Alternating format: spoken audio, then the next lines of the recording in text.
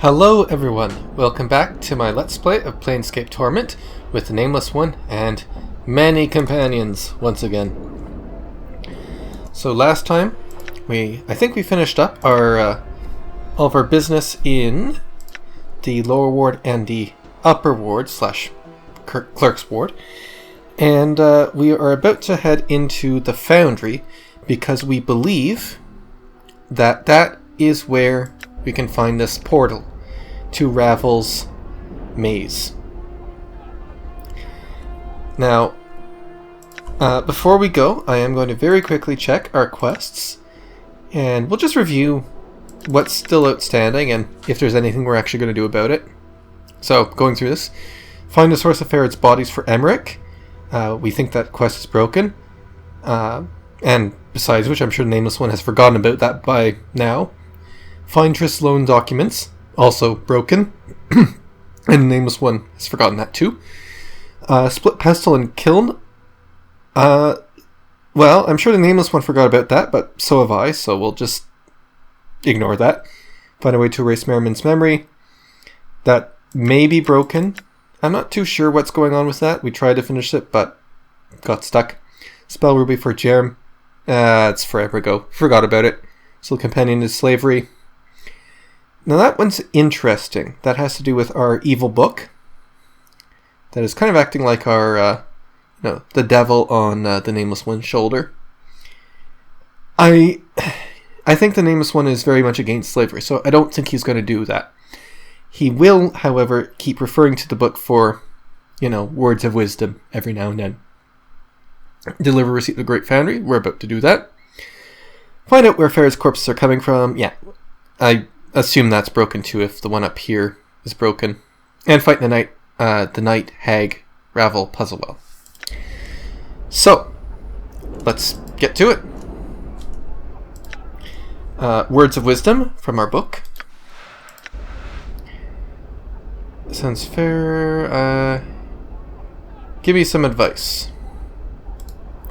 Then I bestow this advice. There are two secrets to becoming great. One is never to reveal all that you know. Very good. Updated my journal. And I think I think Nameless One has already been kind of acting that way, especially when finding people from his past life. Kind of likes to pretend that never happened. Alright, so let's see if we can get in here. This is the place, right? Yeah, entrance to the Great Foundry. Is there an NPC or somebody we can talk to? Oh, here we go. Godsman Guard. You see a burly, bored-looking guard. State your business, please. I suppose I'm here to pick up an order? Yes, sir. May I see your receipt? Lie, yes. I'm not sure what the difference is between yes and lie, yes.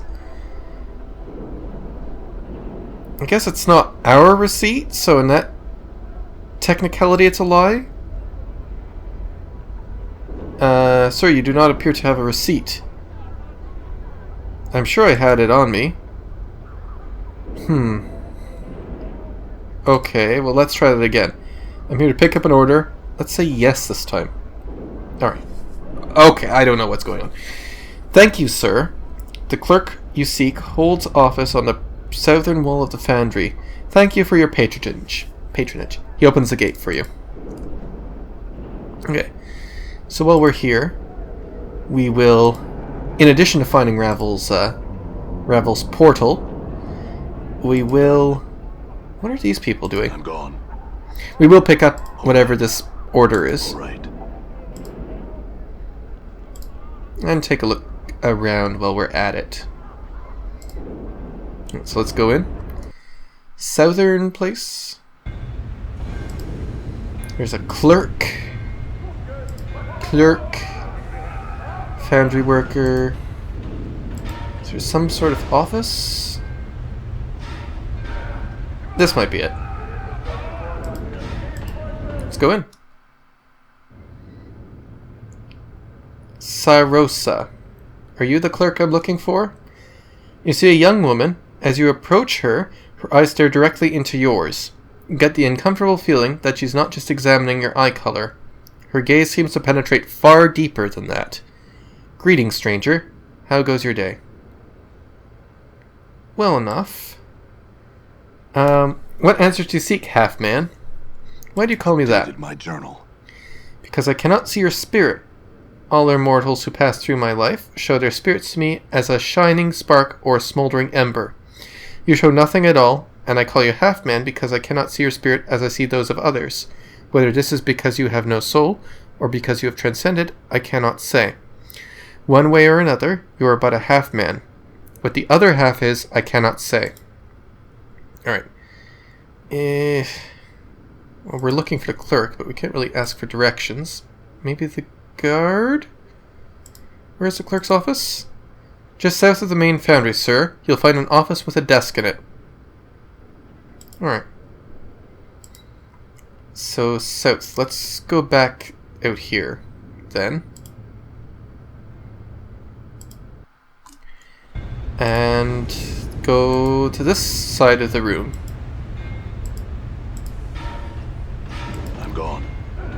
If it's over here? I'm not really sure.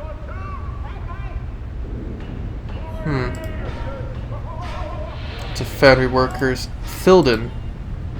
You see a slab-stomached man with thick arms and a scraggly beard. He smells as if he hasn't washed in ages, and his breath doesn't do much for your breakfast. He's in the process of ordering around subordinates when you approach him, and he deals a quick cuff to the ear of one of them. He turns to face you, hitching up his belt. What do you want? Nothing, farewell. Alright. Well, we seem to be stuck saying nothing. Is there anyone else? Alyssa Teald? Short woman with slight horns in her forehead and ears that curve sharply back on her skull. Smells of sulfur, even over the reek of the foundry's fires. Yeah, I'm looking for the pickup office. It's that office with a desk. You should be sitting right behind it. Alright. Lots of godsmen, and it's not over here. Alright. Am I missing something? No, I'm obviously missing something. So I would think that south is over here, but maybe maybe we were on the right track to begin with. It's good to have taken a look around, though. I'm gone. Looks like we're on a ledge overlooking something. Bidai Lin is a severe woman with flaming red hair pulled back tight, giving her face a stretched, nervous look. She appears to be deep in thought.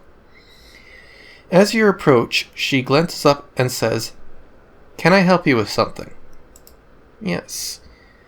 What are you doing? Tell you about the project we've sworn our lives to complete and defend? No, I don't think so. Not yet, anyway.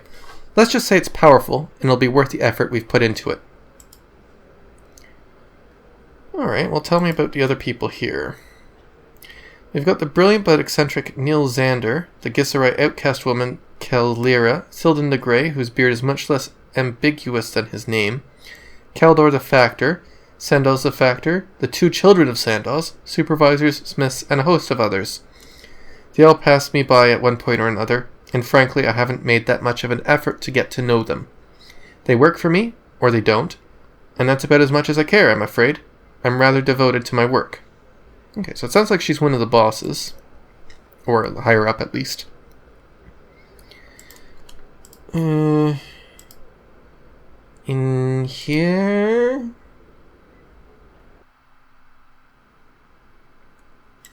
This looks like a library of some sort. Alright. Let's take a look around. I mean, we're here, we might as well. Alright. This looks like bookshelves with Alright. no books or anything to speak of. Wonder what the purpose of that area is. Let's go through that door then. Same thing. I'm just going to assume that it's all the same. So we'll just leave. check the last room for good measure, and then if nothing's there, we'll have to keep another, or take another look around for this room with a desk. But even if not, I'm gone. you know, we're still looking around, and that's kind of good. It's through here. Alright. That does look rather like a desk, doesn't it? As well as a lot of Foundry smiths. Okay, Keldor. You see a sturdy man who looks like he's just bursting with vitality. His face is tanned and lined, and his black beard is beginning to show hints of white.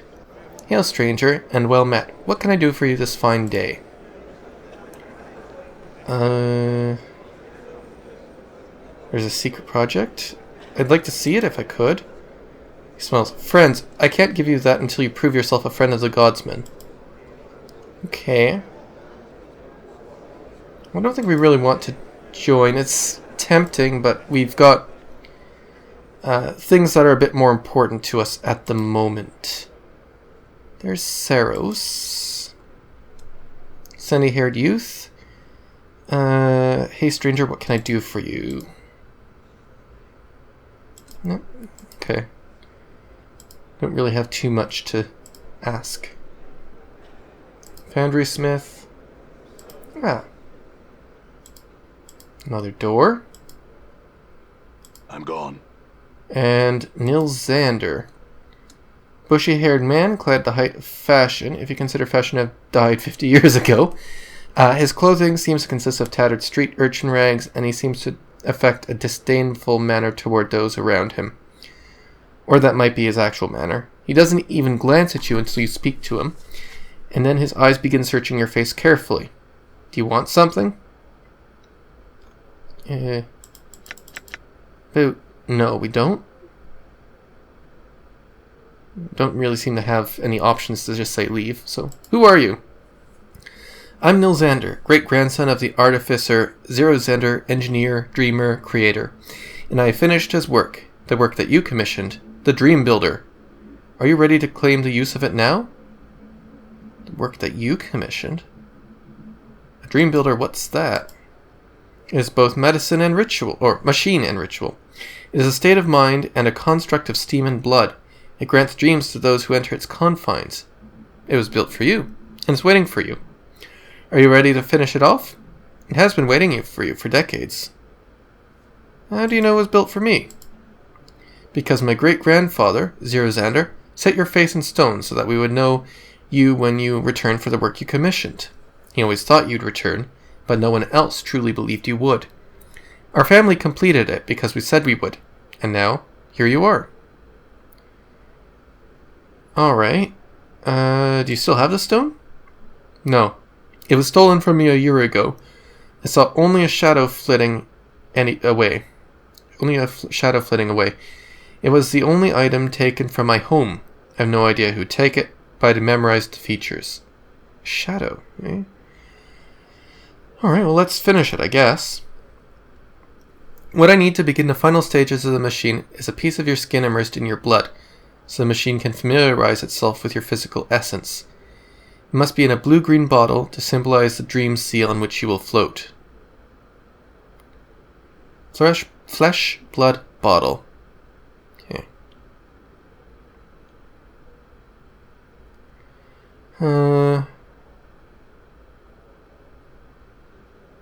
Well, we'll just say, yeah, sure.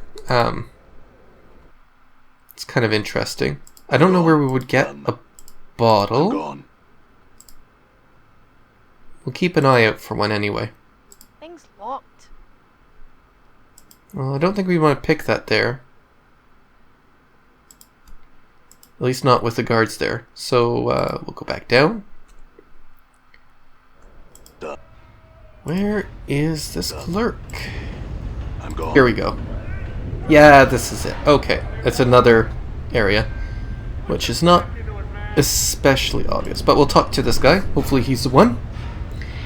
Nadalin, you see a wizened old man with trembling hands and a cunning face. He looks you over carefully and speaks. Have I seen you before? You seem familiar to me somehow. Well, I'm here to pick up an item. Do you have a receipt?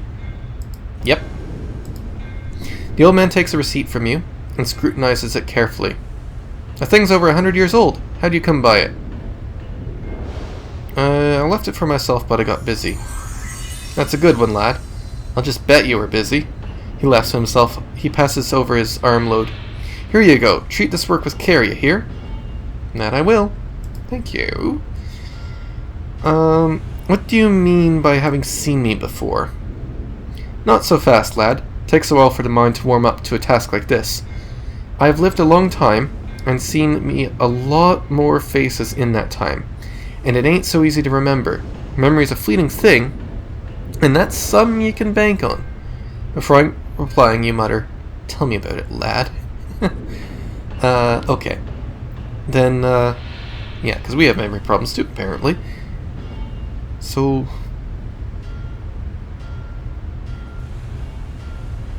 yeah. I'd like to pick up some gear for the forge. What's that?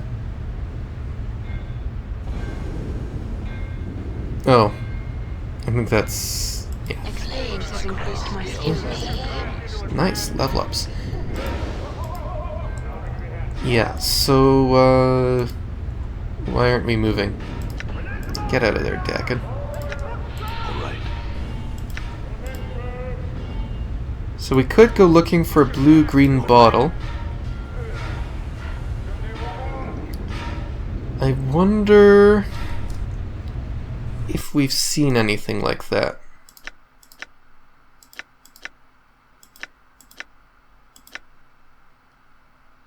I'm not really sure. Anyway, this curious ironwork seems to be what we picked up.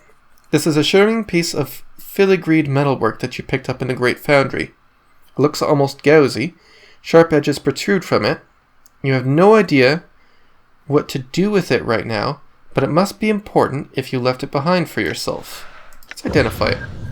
It's an unfolding portal. This is a shimmering piece of filigreed metalwork that you picked up in the Great Foundry, blah blah blah blah blah. You have no idea where it goes right now, but it must be important if you commissioned it for yourself. All you need to do to activate it is find the proper key. Interesting. Well, I say we use it. What save game are we at? I don't know.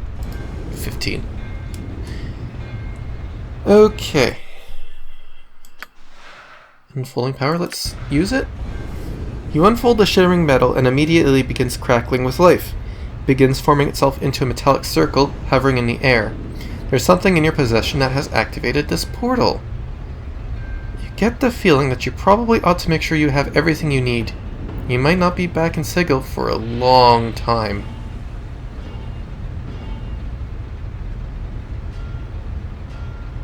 How are we for money? Well, it seems like that might be... that could be the portal to Ravel Puzzlewell?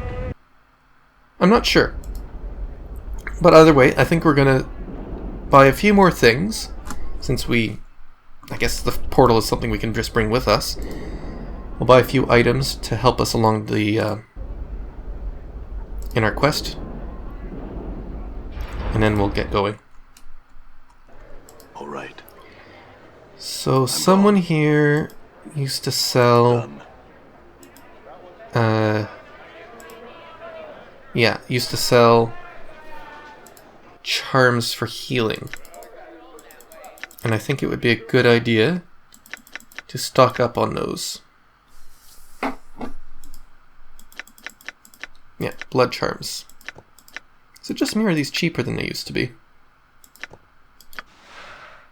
Same item. Maybe our charisma went up, and that's why they seem cheaper.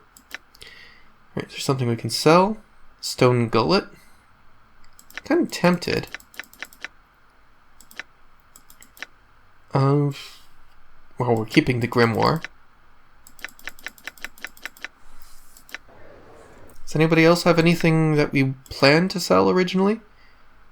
I don't see anything. Okay. So this just gives us +1 permanent stuff. +1 save versus poison, and resistance to acid. I suppose there's no reason not to use it. Other than we can just buy a whole bunch of healing charms with that money. You know what?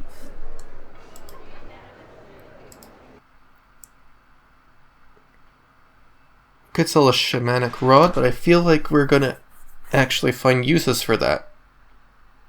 Yes, the severed foot of some large bird. So sell this, or sell that. If we sell this, we probably won't have any need to actually find money for quite some time. You know what? Yep, just sell it. If we regret that later, then, well, then we regret it. But I don't think we're going to use it. Right, more blood charms.